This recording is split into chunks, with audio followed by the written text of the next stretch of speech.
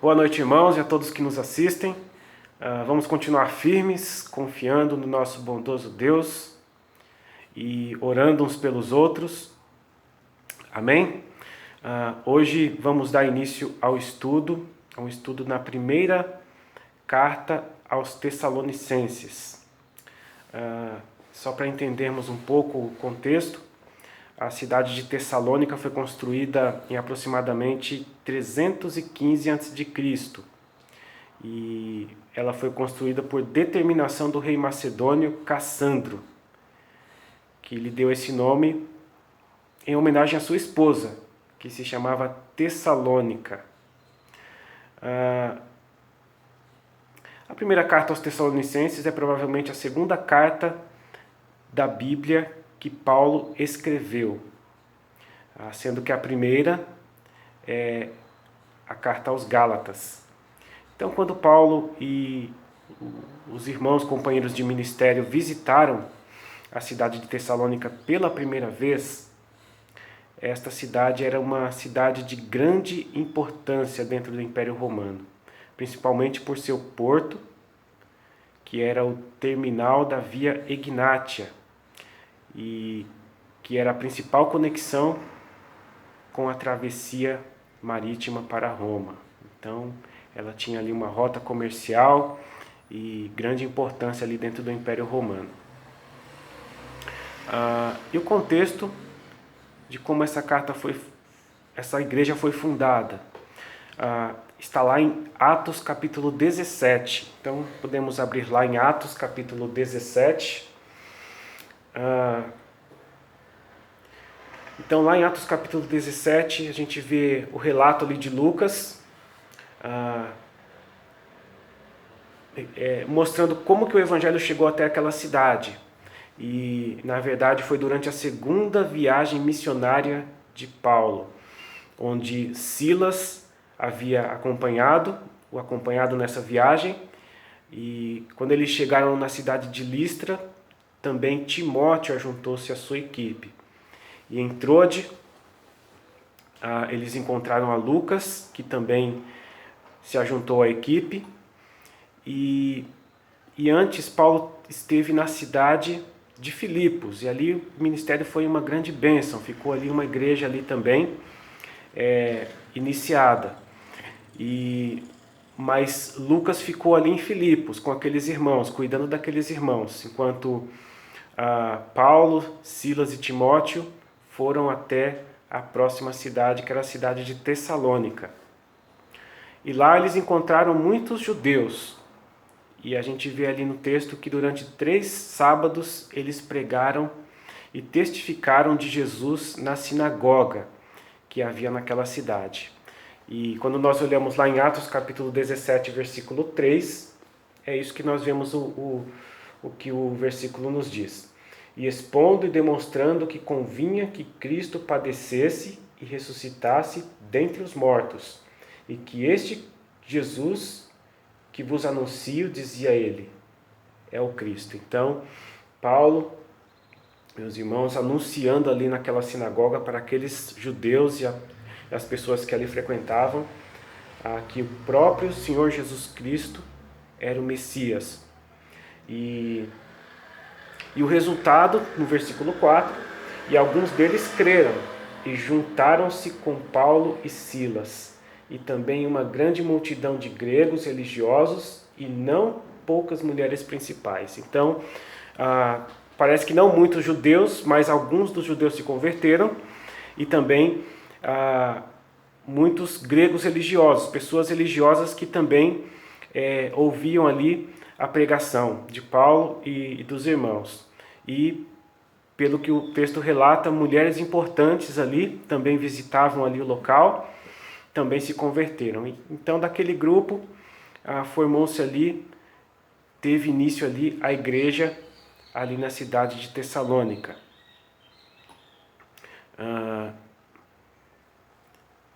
Então, mas depois daqueles 3 sábados, houve um grande alvoroço. Muitos dos judeus que não concordaram com a pregação e ficaram com inveja ali de todas aquelas pessoas chegando, ouvindo a mensagem do Evangelho, eles passaram a perseguir Paulo e os irmãos, de modo que eles tiveram que sair às pressas da cidade. E então Paulo foi até a cidade, viajou até a cidade de Atenas. E depois de algum tempo, Paulo escreve a sua primeira carta aos irmãos de Tessalônica. Então vamos abrir lá em 1 Tessalonicenses, capítulo 1. E na verdade, depois de certo tempo, Paulo desejava retornar, porque saiu às pressas ali, não teve talvez como dar toda a atenção e todo o cuidado com aqueles irmãos que tinham se convertido. E a gente vai ver na própria carta mesmo de 1 Tessalonicenses que ele queria retornar ali para dar toda a atenção e cuidado com os irmãos, e não podendo, sendo impedido, ele envia Timóteo para ver como que estavam aqueles irmãos e como que eles estavam ali permanecendo. E Timóteo traz um relatório de grandes bênçãos, que aqueles irmãos estavam sendo grande bênção ali naquela cidade, como também nas cidades vizinhas, e que estavam dando um bom testemunho ali para todos naquela cidade. E aí então, Paulo tendo aquele relatório, tendo aquele testemunho de Timóteo que passa um tempo ali com aqueles irmãos, ele escreve a sua primeira carta aos Tessalonicenses. Então, o tema do nosso estudo é a igreja como exemplo das virtudes cristãs. Então, aqueles irmãos realmente estavam sendo uma grande bênção ali naquele lugar. E, primeiramente, por que aqueles irmãos estavam sendo uma bênção? Como que aquela igreja com tanta... tendo sido pregado o evangelho ali, mas de maneira tão breve, eles puderam permanecer e ficar firmes. Então, vamos ler o capítulo 1 inteiro, 1 Tessalonicenses capítulo 1, e depois a gente vai tratando ali e passando todo o ensino que nós temos para hoje. Paulo e Silvano e Timóteo, a igreja dos Tessalonicenses em Deus, o Pai, e no Senhor Jesus Cristo. Graça e paz tenhais de Deus nosso Pai e do Senhor Jesus Cristo. Sempre damos graças a Deus por vós todos, fazendo menção de vós em nossas orações, lembrando-nos sem cessar da obra da vossa fé, do trabalho do amor e da paciência da esperança em nosso Senhor Jesus Cristo diante de nosso Deus e Pai, sabendo, amados irmãos, que a vossa eleição é de Deus, porque o nosso Evangelho não foi a vós somente em palavras, mas também em poder, e no Espírito Santo, e em muita certeza, como bem sabeis quais fomos entre vós por amor de vós. E vós fostes feitos nossos imitadores e do Senhor, recebendo a palavra em muita tribulação, com gozo do Espírito Santo, de maneira que fostes exemplo para todos, os fiéis da Macedônia e Acaia. Porque por vós soou a palavra do Senhor, não somente na Macedônia e Acaia, mas também em todos os lugares a vossa fé para com Deus se espalhou, de tal maneira que já dela não temos necessidade de falar coisa alguma, porque eles mesmos anunciam de nós qual a entrada que tivemos para convosco, e como dos ídolos vos convertestes a Deus, para servir o Deus vivo e verdadeiro, e esperar dos céus o seu Filho, a quem ressuscitou dentre os mortos, a saber, Jesus, que nos livra da ira futura. Amém? Então, primeira coisa que nós vamos ver aqui, de uma igreja como exemplo das virtudes cristãs. Como aqueles irmãos permaneceram firmes e estavam sendo uma bênção. onde eles estavam residindo, naquela igreja. Primeiramente, era uma igreja firmada em Deus Pai e no Senhor Jesus Cristo. Isso nós vemos nos versículos 1 e 2. Aquela igreja nasceu, mas já nasceu firmada em Deus Pai e no Senhor Jesus Cristo. Então, Paulo, Silvano e Timóteo, a igreja dos Tessalonicenses em Deus, o Pai, e no Senhor Jesus Cristo. Então, a firmeza daqueles irmãos Tessalonicenses em Deus, que os tornou uma igreja madura e frutífera, que estava dando um bom testemunho, que estava fazendo um bom trabalho. E então, realmente,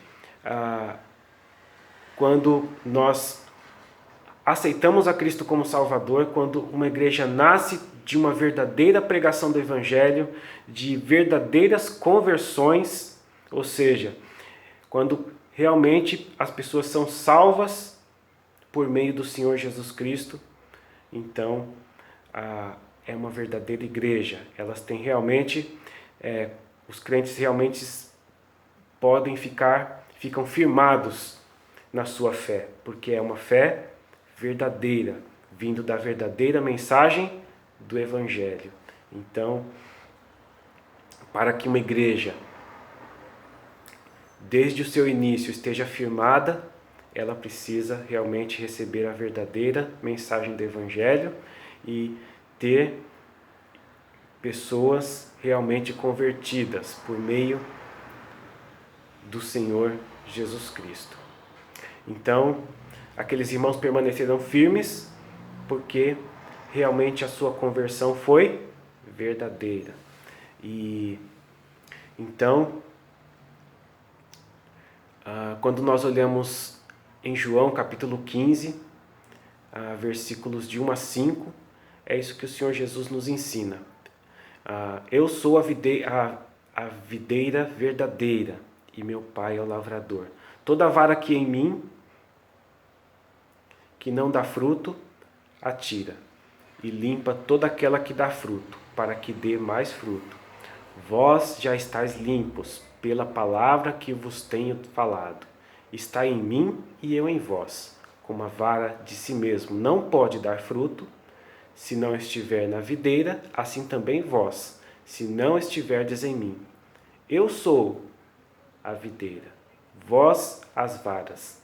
Quem está em mim e eu nele, esse dá muito fruto, porque sem mim nada podeis fazer. Então o Senhor Jesus Cristo nos ensina que somente quando a vara, que somos nós, os crentes, estão na videira, que é o Senhor Jesus, é que seremos capazes de crescer, de produzir os frutos da vida cristã.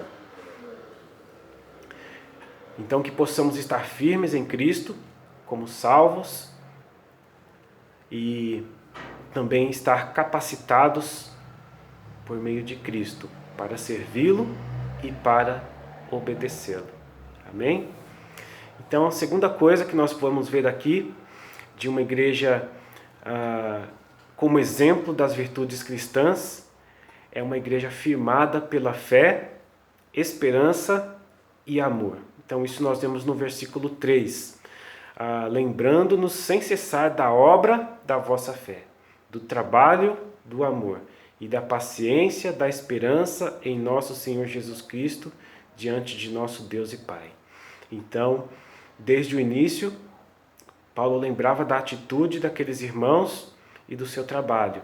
Então, a fé, a esperança e o amor são as características de uma igreja em que seus membros demonstram maturidade. Então, nós, como crentes, nós, como igreja, vamos demonstrar o nosso crescimento, a nossa maturidade na fé cristã por meio do nosso trabalho, da nossa demonstração de fé, esperança e amor. E em 1 Coríntios, capítulo 13, versículo 13, é mencionada essas três características também. Agora, pois, permanecem a fé, a esperança e o amor. Estes três, mas o maior destes é o amor. Então, Paulo enfatiza também lá no capítulo 3 de 1 Tessalonicenses, da mesma carta, também que, ora, o mesmo nosso Deus e Pai e nosso Senhor Jesus Cristo encaminhe a nossa viagem para vós, e o Senhor vos aumente e faça crescer em amor, uns para com os outros e para com todos, como também o fazemos para convosco. Então, a ênfase aqui do amor que nós devemos ter uns para com os outros e para com o nosso Deus. Então, quando nós mencionamos aqui a fé, quando mencionamos aqui a fé no versículo 3, essa fé mencionada aqui, ela está nos ensinando que quando a igreja está firmada na fé, existe uma convicção e certeza unânimes de que o Senhor Jesus Cristo é o único e suficiente Salvador. E por isso, aqueles irmãos ficaram firmes desde o início. Então, é a convicção de nós como cristãos, como igreja, de que o Senhor Jesus Cristo é o único e suficiente Salvador das nossas almas e que todos aqueles que ainda não aceitaram a Cristo precisam, por meio do nosso testemunho, da nossa pregação, também ser alcançados. Então a nossa fé está firmada na mensagem do Evangelho, no sacrifício remidor de Cristo por nós. Hebreus 10:38 nos diz assim: mas o justo viverá da fé. E esse amor que fala aqui no versículo também nos ensina que quando a igreja está firmada em amor, os relacionamentos são moldados segundo o caráter de Cristo entre os seus membros e uma atitude de unidade e comunhão. E essa unidade e comunhão é que irá impactar as pessoas também de fora. Então, que esse amor possa realmente ser o que vai direcionar os nossos relacionamentos, né? A nossa comunhão como igreja, uns com os outros, e no cuidado, na oração, no testemunho. Então, que esse amor possa realmente nos levar a ser uma bênção uns para com os outros e como igreja estar fortalecidos, né? Cuidando uns dos outros, servindo ao nosso Deus, levando a mensagem do Evangelho às outras pessoas que ainda não conhecem. Que esse amor possa nos constranger, né? A levar a mensagem do Evangelho e a servir uns aos outros. João capítulo 13, versículo 35, está escrito assim: o Senhor Jesus Cristo nos ensina: nisto todos conhecerão que sois meus discípulos, se vos amardes uns aos outros. E também nós vemos nesse versículo sobre a esperança. Quando a igreja está firmada em esperança, a igreja age no presente, né, no nosso presente temporário, que é temporário, objetivando a certeza da eternidade com o Senhor Jesus Cristo. Então, vivemos nesse mundo, mas não somos desse mundo. Então, nossos olhos, nosso coração deve estar na eternidade, onde realmente teremos as mais ricas bênçãos do Senhor sobre nossas vidas, e isso deve ser o que mais motiva o cristão, o que mais motiva a igreja, as bênçãos do Senhor na eternidade, e não as coisas passageiras deste mundo. E lá em Mateus capítulo 6, versículo 19 a 21, o Senhor Jesus Cristo também enfatiza e nos ensina sobre isso. Não ajunteis tesouros na terra, onde a traça e a ferrugem tudo consomem, e onde os ladrões minam e roubam, mas ajuntai tesouros no céu, onde nem a traça nem a ferrugem consomem, e onde os ladrões não minam nem roubam. Porque onde estiver o vosso tesouro, aí estará também o vosso coração. Lá em Colossenses capítulo 3, versículos de 1 a 3, o apóstolo Paulo também nos ensina sobre isso. E ele fala assim: portanto, se já ressuscitastes com Cristo, buscai as coisas que são de cima, onde Cristo está sentado à destra de Deus. Pensai nas coisas que são de cima e não nas que são da terra, porque já estáis mortos e a nossa vida está escondida com Cristo em Deus. Então, que a nossa vida cristã nesse mundo seja como alvo a eternidade, o nosso futuro eterno no céu com Deus. E assim nós vamos colocar em primeiro lugar as coisas de Deus na nossa vida e vamos ser bênção como igreja neste mundo. Então, em terceiro lugar, a igreja como exemplo das virtudes cristãs é uma igreja que suporta com paciência as dificuldades e perseguições. Então, vamos ler a partir do versículo 4. Sabendo, amados irmãos, que a vossa eleição é de Deus, porque o nosso evangelho não foi a vós somente em palavras, mas também em poder e no Espírito Santo, e em muita certeza, como bem sabeis quais fomos entre vós por amor de vós. E vós fostes feitos nossos imitadores e do Senhor, recebendo a palavra com muita tribulação, com gozo no Espírito Santo, de maneira que fostes exemplo para todos os fiéis na Macedônia e Acaia. Então, como nós vemos ali no versículo 4, nós somos salvos para servir a Deus. E Deus, quando levanta uma igreja, deseja que por meio desta igreja se torne mais conhecido em todos os lugares do seu alcance. E que por meio desta igreja muitos sejam salvos e se tornem seus discípulos. E que por meio desta igreja até mesmo surjam outras igrejas. Então, Deus quer usar as nossas vidas, usar a nossa igreja para que se torne mais conhecido ali no nosso bairro, no local onde residimos e também pessoalmente entre as pessoas que nós conhecemos e que nós temos contato.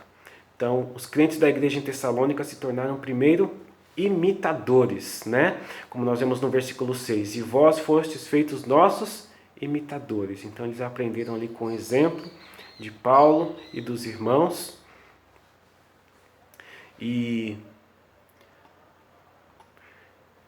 depois eles se tornaram exemplo, no versículo 7, de maneira que fostes exemplo para todos os fiéis da Macedônia e Acaia. E Paulo fala que houve muita tribulação. Desde o começo daquela igreja, aqueles judeus que não concordaram com a pregação do apóstolo Paulo, não concordaram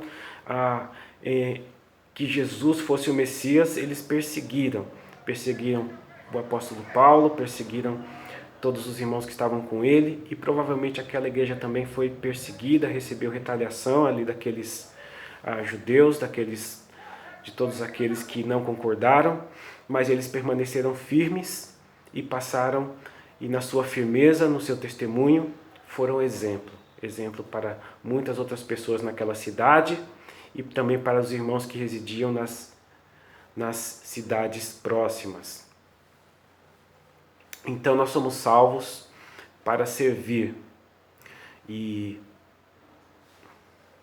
então lá em 1 Timóteo, capítulo 4, versículo 10, nós temos um versículo que fala sobre isso. Porque para isto trabalhamos e lutamos, pois esperamos no Deus vivo, que é o Salvador de todos os homens, principalmente dos fiéis. Então que nós possamos esperar no Senhor e que por meio do nosso testemunho, da nossa firmeza, as pessoas possam conhecer a Cristo por meio de nossas vidas e por meio do ministério e do trabalho da nossa igreja.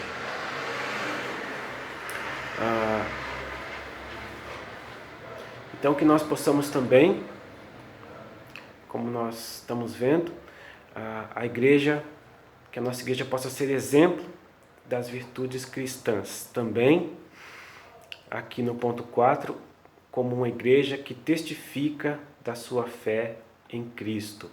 Então, essa igreja, desde o início, também foi uma igreja que testificou e permaneceu testificando da sua fé em Cristo. Vamos ler dos versículos 8 a 10. Porque por vós soou a palavra do Senhor, não somente na Macedônia e Acaia, mas também em todos os lugares a vossa fé para com Deus se espalhou. De tal maneira que já dela não temos a necessidade de falar coisa alguma, porque eles mesmos anunciam de vós qual a entrada que tivemos para convosco, e como dos ídolos vos convertestes a Deus, para servir ao Deus vivo e verdadeiro, e esperar dos céus a seu Filho, a quem ressuscitou dentre os mortos, a saber, Jesus, que vos livra da ira futura. Então, os crentes tessalonicenses são um grande exemplo de igreja que testifica de Cristo. Então, pelo relato aqui dado nessa carta, aqueles irmãos, o testemunho de conversão daqueles irmãos foi uma grande bênção, foi impactante naquela cidade, e por meio daqueles testemunhos, daquelas conversões, muitos também vieram a se converter, não só do seu testemunho, mas também da sua pregação, não só naquela cidade, mas nas cidades vizinhas, nas regiões ao derredor. O testemunho daqueles irmãos foi uma grande bênção.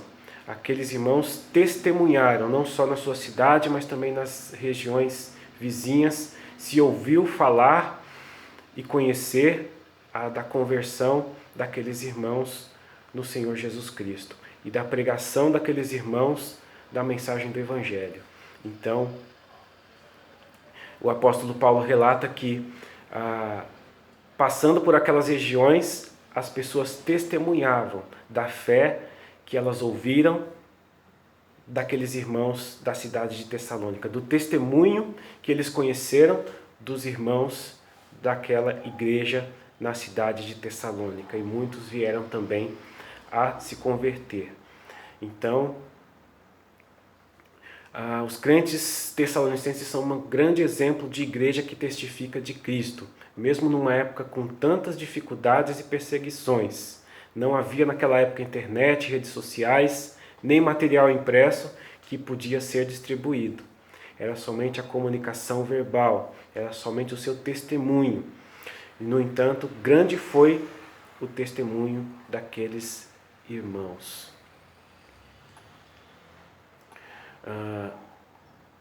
Existe a história de um vilarejo que ficava perto de uma região de montanhas cobertas de neve, e lá havia uma pequena igreja no alto daquele morro, de um daqueles morros, né? Então era uma linda construção, aquela igreja era uma pequena igreja. E aquela construção chamava realmente a atenção de todos. E certo dia um turista passava ali naquela cidade e observou um fato curioso, e que aquela pequena igreja não tinha luz elétrica.